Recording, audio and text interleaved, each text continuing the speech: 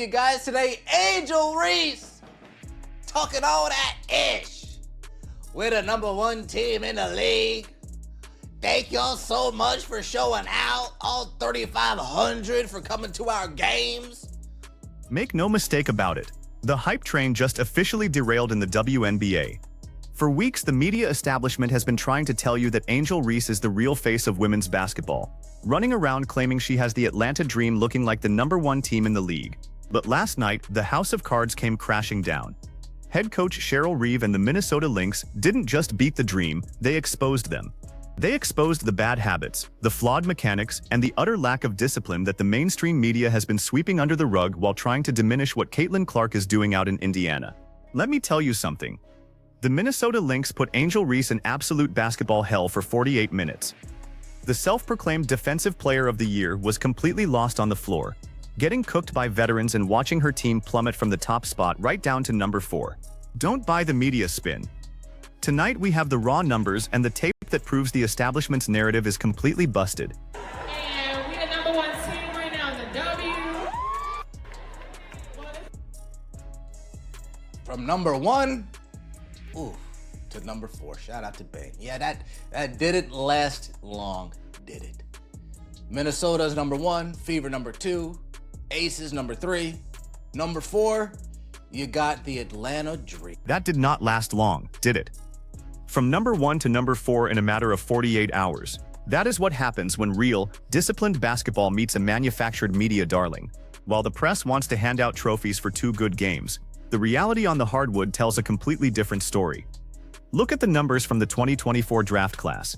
In advanced net points, Angel Reese isn't at the top. She isn't even in the top 5. She is sitting way down at #11, trailing behind rookies like Camila Cardoso, Rickea Jackson, and Aaliyah Edwards.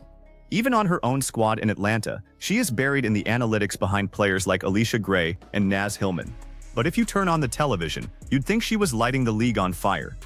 It is an absolute joke, and the basketball purists who have been watching this game for 50 years are tired of the manipulation. Of those 2 games, one of them I believe she was 6 for 16. 6 for 16.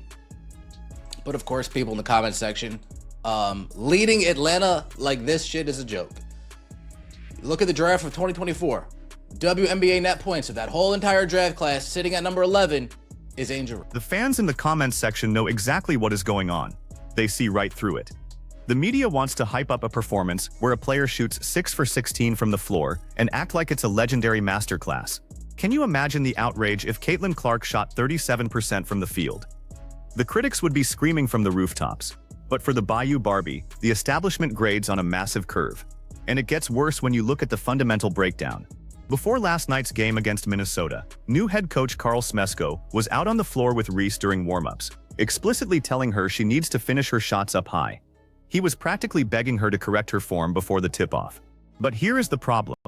You cannot fix broken mechanics overnight. 3rd year. Now, before the game, her and coach Carl Smesko getting up shots. Carl saying, you better finish up here.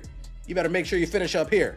You better make sure you finish up here. The problem is, Carl, these mechanics aren't going to be getting corrected overnight. You're not going to be correcting it pregame. You're probably not even going to be correcting it. Coach Carl Smesko can scream "finish up here" until he is blue in the face. But those bad habits are deeply baked into her game. The truth is, nobody ever trained her properly in middle school, high school, or college because she was always just bigger and stronger than everyone else on the floor. Her coaches didn't care about form as long as they were winning games against teenagers. But this is the professional level. This is the WNBA. In May 2026, you cannot survive on raw size alone, and those ugly mechanics are catching up to her. Out of 80 forwards who have stepped onto a WNBA court this season, Angel Reese ranks 51st in field goal percentage, 59th in box plus-minus, and a staggering 62nd in effective field goal percentage. She needs a complete multi-year offseason overhaul just to become a functional offensive player. And what comes next is the moment that broke this whole thing wide open. Minnesota, there are 80-ish forwards who have played in the WNBA this season. Angel Reese is currently 51st in field goal percentage, 59th in box plus minus, 60th in true shooting, 45th in net rating, 65th in offensive rating, 50th in assist to turnover ratio, 62nd in effective field goal percentage. Situation to monitor. The Minnesota Lynx took those weaknesses, exposed them on national television, and put the entire league on notice. They didn't just win the game 96-81. They completely dismantled the myth of Reese's elite defense. If you call yourself the Defensive Player of the Year, you cannot look like you are moving in slow motion against a 34-year-old veteran. Natasha Howard absolutely cooked her all night long.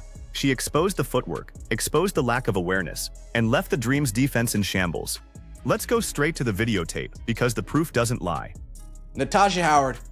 We're going to start over here on these highlights. Natasha Howard cooking Angel Reese. Oh, Angel Reese not even playing defense here. Falling asleep in the middle of the play. And then Natasha Howard says, oh, you're going to give me all this space? Cool. Even though you're giving me this space, I guess I'll just blow right by you. Woo. Give me that. Look at that tape. Angel Reese is literally falling asleep in the middle of the play, giving a veteran scorer all the space in the world to blow right past her for an easy bucket. That isn't elite defense. That is a complete lack of fundamental discipline. And it wasn't just a one-time mistake. The pick-and-roll coverage was an absolute disaster. Time after time, the Lynx set a basic screen, and Reese was completely lost, trailing the play with a slow recovery while Minnesota got whatever shot they wanted. It was an offensive clinic at her expense, and the look of utter confusion on her face told the entire story. Easy take. Up, lost on the pick and roll. Lost on the pick and roll. Lost again. Slow recovery. This is the defensive player. This is the defensive player of the year I'm hearing. Up, lost on the pick and roll again. Slow recovery. Yeah. You can't. You simply cannot make this up. Lost on the pick and roll again, slow on the recovery again, and completely missing boxing out on the glass. When the Lynx realized she couldn't guard the perimeter or recover in space, they relentlessly targeted her until the Dream's defense completely collapsed. By the time the final buzzer sounded, all 5 of Minnesota's starters scored in double digits. Courtney Williams poured in 25, Natasha Howard had 22, and the rookie Olivia Miles chipped in 16. The Lynx proved that when you play total, unselfish, structured basketball, individual media hype means absolutely nothing. This Minnesota team is no joke, and once their superstar Napheesa Collier returns to full health, the rest of the league is in serious trouble. Because the real story isn't just what happened tonight, it's what this means for everything coming next. All 5 of the Lynx starters scored double digits in wins versus the Dream. Courtney Williams, 25, Natasha Howard, 22, Olivia Miles, 16, Nia Coffey, 14, Kayla McBride, 12. Folks, I'm telling you this right now. Once Napheesa Collier comes back, and I feel like I've said this every year, not specifically her coming back, this Minnesota Lynx team's no... Head coach Cheryl Reeve deserves immense credit here. When the Lynx lost pieces like Alana Smith and Jessica Shepard, the media wrote them off. But Reeve didn't panic. She went out, secured veteran presence with Natasha Howard, unleashed a true next-generation point guard in Olivia Miles, and built a powerhouse that plays the game the right way. And that brings us back to the stark contrast we are seeing across the league. While the media spends 24 hours a day hyper-focusing on the box scores of players shooting 37%, actual basketball purists are watching elite polished guard play from rookies who actually earned their spots through fundamental execution. Other than that, Cheryl Reeve is a good coach. Cheryl Reeve is a damn good coach. You gotta give it up to Miss Cheryl Reeve. You know, Olivia Miles last night. Olivia Miles, man, she's good too. God, Olivia Miles is good. Olivia Miles has a polished, elite, modern game. She isn't scared to attack the rim. She controls the pace, and she delivers precise pocket passes that split defenses wide open. That is what a true foundational basketball player looks like. This isn't the first time the WNBA establishment tried to bury generational, fundamental talent in favor of loud narratives. Back in 1997, during the league's inaugural season, legends like Cynthia Cooper had to deal with the exact same kind of media disrespect while flashier players got the marketing push. In 2008, Candace Parker faced immense pushback from veterans who closed ranks because she threatened the old way of doing things. The historical pattern is clear. Whenever a truly special, transformative player like Caitlin Clark arrives and commands the spotlight through sheer skill, the establishment tries to construct a rival out of thin air to protect the status quo. We saw it then, and we are seeing it right now. Taking it to the rack. She's not scared to take it to the rack. She's not scared to shoot the 3-ball. Not a great 3-ball, but she's not scared. Nice pocket passes. Nice help defense, helping backside, running the floor. Inbound, right to Kayla McBride. When you have Hall of Famers and veteran coaches publicly talking about what real guard play and real efficiency look like, it exposes the massive gap in the league. Look at what legendary figures across sports television are saying. When analysts look at the data, they aren't looking at TikTok followers or pre-game outfits. They are looking at true shooting percentage, effective field goal metrics, and impact on winning. Let's evaluate this situation from 4 distinct angles. First, you have the front office angle. Pushing inefficient players over pure talent actively damages the long-term credibility of the sport. Second, the locker room angle. When the media builds up a player whose advanced analytics place them 11th in their own rookie class, it creates natural friction among veterans who are actually producing night in and night out. Third, the fan angle. The millions of new viewers tuning in to see elite basketball are driving away when they realize the media is gaslighting them about who the actual stars are. And fourth, the league angle. Television ratings don't lie. Fans want to see high-level execution, long-range shooting, and disciplined play, not clunky mechanics and missed layups. Same core issue, but 4 distinct layers of damage to the sport. I mean, I can sit here and speak glowingly about Olivia Miles and her game because she's got a polished game. True point guard for Olivia Miles, a true next-gen modern point guard, I would say, is Olivia Miles. Let me know your thoughts in the comment section below. Like the video, hype the video, and subscribe to the channel. That would mean so much to me. Now, what does this reality check mean for the rest of the 2026 season? It means 5 things are guaranteed to happen going forward. Number 1.